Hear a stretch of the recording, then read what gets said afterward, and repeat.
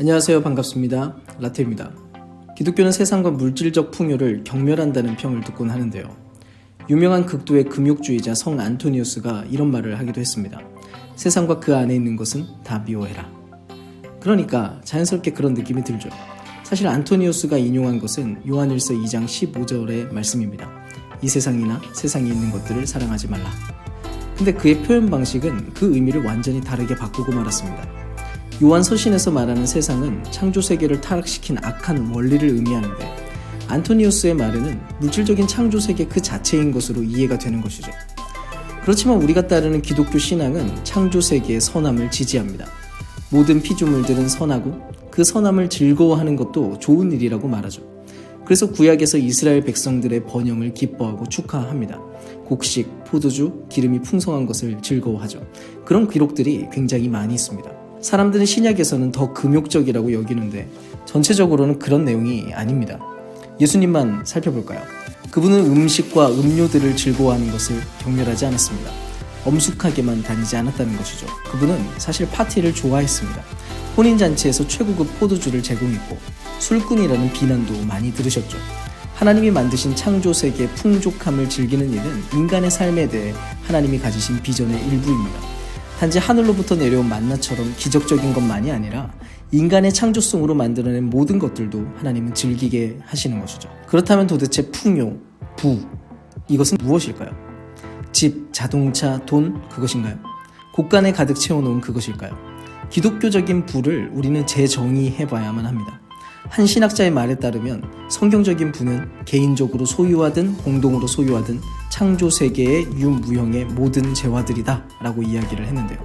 예를 들어서 과학에서 DNA 구조를 발견하고 또 우주에 대한 연구에 있어서 중요한 입자를 발견하는 것, 그것이 곧 부입니다.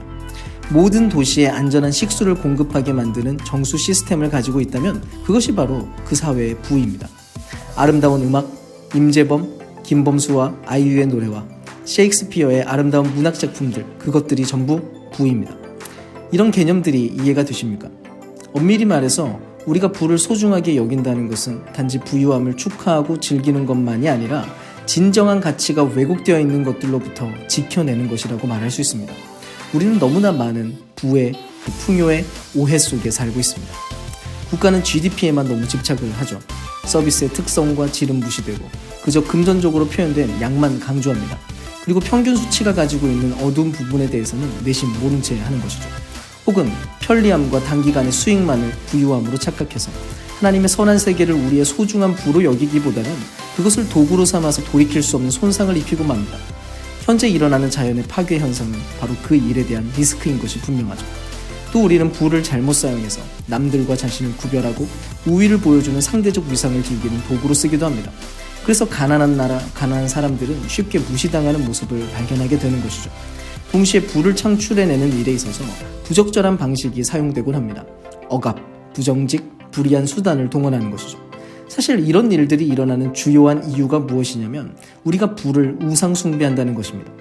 우리의 안전을 위해 돈과 재산을 모읍니다. 우리는 마치 구원이 하나님이 아니라 돈에 있다는 듯이 행동합니다. 그리고는 부의 궁극적인 가치를 두는 실수를 범하는 거죠. 바로 그럴 때 하나님이라는 존재는 단지 부를 얻는 도구로 전락할 뿐입니다. 번영신학이 추구하는 바가 바로 그것이었죠. 결국 이런 심각한 부의 왜곡 속에서 원래는 부와 부의 창출이 우리 인간성을 아름답게 표출하고 우리의 삶을 향상시켜야만 하는데 오히려 개인과 공동체와 우리의 자연거주지의 번영이 위태로워지는 현실을 마주하게 되는 것입니다. 우리는 이제 기독교인으로서 이와 같은 질문을 던져야 됩니다. 우리의 사회와 공동체, 개인의 삶 속에서 말이죠. 첫째, 우리가 창출하고 있는 것은 진정한 부인가 하는 점입니다. 어떤 경우 부라고 여겼지만 사실은 환상에 불과한 경우가 있습니다. 간단히 예를 들자면 생명보험 정책이 시장성이 있는 채권과 함께 묶이게 되면 채권 구매자와 판매자들은 다른 사람의 죽음에 돈을 거는 일이 벌어지게 되고 오히려 공중보건이 향상되는 일에 반대하는 입장을 지지하게 되고 맙니다. 단지 자기의 개인적인 유익을 위해서 말이죠. 근데 그런 일들은 성경적인 부, 성경적인 풍요와는 거리가 먼 것입니다. 둘째, 착취나 억압 없이 부를 창출하고 있느냐는 것입니다. 부당한 임금, 가혹한 노동 조건들로 다른 일을 착취하는 방식으로 만들어진 재화는 부패한 것입니다. 성경은 이것을 심히 미워하는데요. 물론 억압과 착취로 부정하게 얻은 재화라 할지라도 번영하게 만든 주요 원인으로 확인될지도 모릅니다. 하지만 다른 사람을 부당하게 대하면서 진정으로 번영할 수는 없는 것이죠. 대한민국은 오랫동안 과도한 업무를 통해 경제 성장을 이루었습니다. 단순히 GDP를 계산하고 수치로 표현된 경제 성장률만을 위해 억압을 일삼는 것은 분명히 잘못된 일입니다. 세 번째, 부의 창출이 환경을 파괴하지 않고 보호하고 있는가 하는 점입니다. 자연 환경을 보존하지 못하고 파괴해야만 하는 그런 부유함이라면 실제로는 부를 말살하는 행위가 되고 말 것입니다. 오늘날 경제 대부분은 거의 전부 이 질문을 통과하지 못할지도 모릅니다. 네 번째, 부를 창출하는 방식이 적절한 휴식의 여지를 남기는가? 인간이 일곱째 날에 안식한 하나님과 공동의 창조 협력자라면 인간은 창조적인 일만 해야 되는 게 아니라 이 모든 일을 기뻐하고 즐거워하는 안식, 경배, 찬미, 그 모든 시간들을 가지는 게 마땅한 것입니다. 이 이야기는 추후 안식에 대한 영상에서 다시 말하기로 하겠습니다. 다섯째, 모든 사람이 부를 창출하는 데 참여할 충분한 기회가 제공되고 있는가? 우리는 단순히 창조된 풍성함의 수혜자가 아니라 창조자가 되어야 되기 때문에 사회가 인구 상당 부분을 생산적인 일에서 배제하지 않으면서 부를 창출해야만 합니다.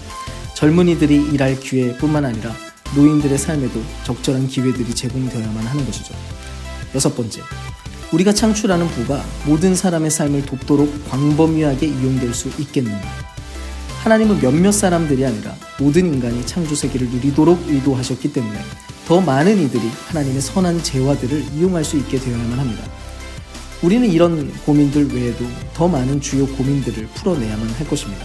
과연 인간이 인간답게 생존하고 생활하려면 최소한 어느 수준이 필요하게 될까? 이 부분은 절대로 무시할 수 없죠. 최저 생계비, 최소한의 제공되어야 될 기회 등등에 대한 공공정책이 추진되어야만 하고 기독교인들은 그런 일들을 바라보며 헌신해야 됩니다. 우리의 삶에는 풍성한 영역들이 있는데 과연 어디에 초점을 맞춰야만 하고 어떤 방식으로 균형을 잡아야 될까 하는 그런 문제들도 있습니다. 예술재화, 지식재화, 과학기술재화, 그런 것들은 적절한 균형이 필요한 것이죠.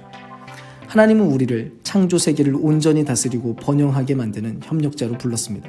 우리가 주님을 따르고 그분의 다스림을 받아들인 사람들이라면 왜곡되어 있는 부의 정의를 따르지 말고 참된 부, 참된 풍요로움을 만들어가는 그리스도인들이 되기를, 또 그래서 그 고민들을 감당하는 사람들이 되기를 간절히 소망합니다.